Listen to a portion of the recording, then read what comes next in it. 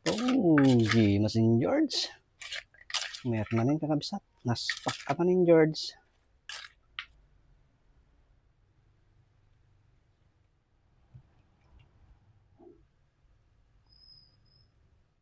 Hello kakabsat.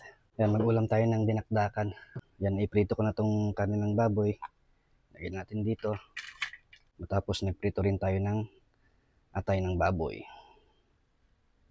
Next, lagay tayong sibuyas. Then luya. Then durog na paminta. Tapos maglagay tayo ng mayonnaise. Then maglagay tayo ng asin. Calamansi juice.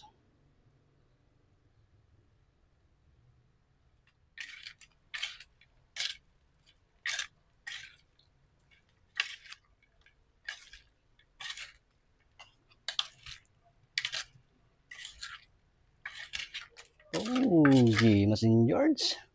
Meron na rin kakabsat. Naspak ka pa rin George. So, shoutout po sa mga nanimis mag-ulam ng dinakdakan. Magandang tanghali po sa inyong lahat. Ito pong ulam natin. No? May kayon, mga tayon. Pogi Masin George.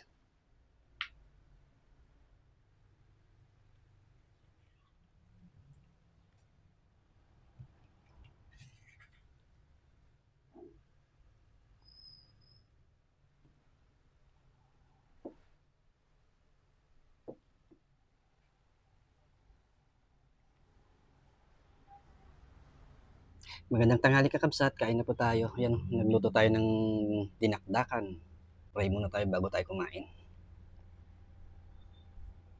Lord, maraming salamat po dito sa blessings. Basbasan niyo po itong pagkain ito at magsilbing lakas sa aming pangangatawan at magamit namin pang-araw-araw. Maraming salamat. In Jesus' name I pray. Amen. May kain kakabsat. May pipino pala tayo. Tsaka saging. Siyempre, hindi mawawala tong sili natin kakabsat. Siling Taiwan. Naspak na nila George. Sa kanto pis itin nga kasta ni kakabsat. Unang subo para sa inyo. Lagyan natin sibuyas. Yan.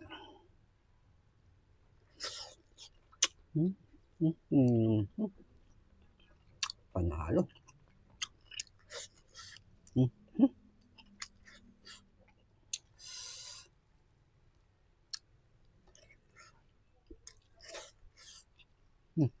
Pipino.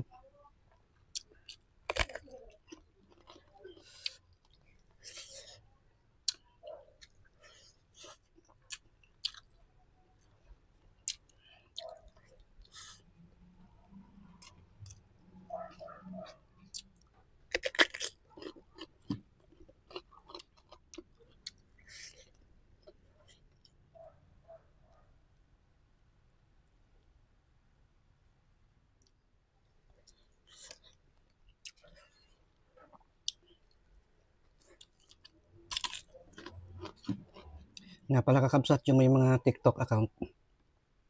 Tulungan niyo naman akong i-report si Lakay Juan. Inanakaw niya yung mga video natin sa Facebook tapos na-upload niya dito sa TikTok account niya. Nasa 3,000k followers na siya. Halos lahat yung video ko kinukuha niya. Ni-edit niya. Tapos papalitan niya yung music. Sa long video siya kumukuha.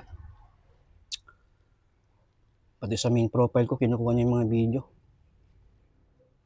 So sa may mga TikTok account kakabsat, tulungan niya akong i-report siya. Search niyo yung pangalan niya na Lakay Juan. Juan. Lakay Juan. Mamili kayo ng mga video ko doon na ninakaw niya. Tap niyo yung video, tapos tap share, tapos tap report, tapos hanapin niyo yung content. Tap niyo yun. Then done. Yun na yun. May-report na siya. Wala, ayaw lumaban ng parehas yun. Binlock pa ako kakabsat. Hindi ko siya may report. Pati profile ko, yun yung ginamit niya. Wala, ayaw lumaban parehas. Ilocano pa man din kakabsat.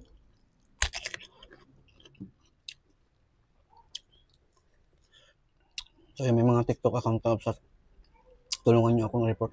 So yun kakabsat, search niyo yung pangalan niya sa TikTok. Lakay Juan. Tapos ang gamit niyang profile, yung profile ko. Report niyo siya kakabsat. Para hindi na siya makanakaw ng video natin na i-upload sa TikTok niya. Imagine Ilocanong tatakaw ti video. Tapos blinak pa ako. Hindi ko siya may report. Pero sa Facebook, hindi niya pwedeng i-upload dun. Kasi naka-blue badge tayo. Sa TikTok niya nilalagay yung mga video natin.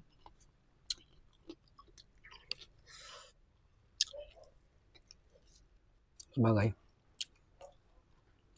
Mabilis ng karma. Pag na-karma yun, ewan ko lang.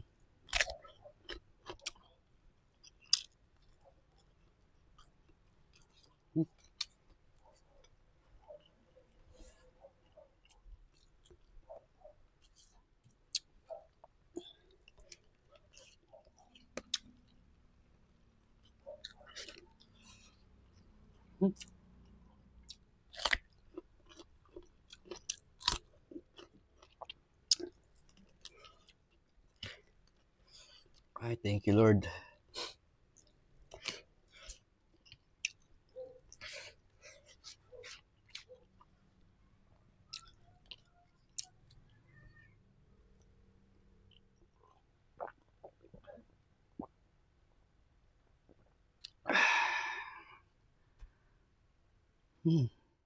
Lord, maraming salamat ulit dito sa blessings. Napakasarap po at nabusog na naman po ako. Maraming salamat at lagi ko pong ipinagdarasal ang ating mga kapatid na OFW. Lagi niyo po silang gagabayan, iwas niyo po sila sa tukso, always nabigyan niyo po sila ng lakas at magandang pangangatawan upang makapagtrabaho ng maayos para sa kanilang pamilya. And soon makakauwi na po sila at makakapiling na po nila ang kanilang mga pamilya. And then they will live happily ever after. Maraming salamat.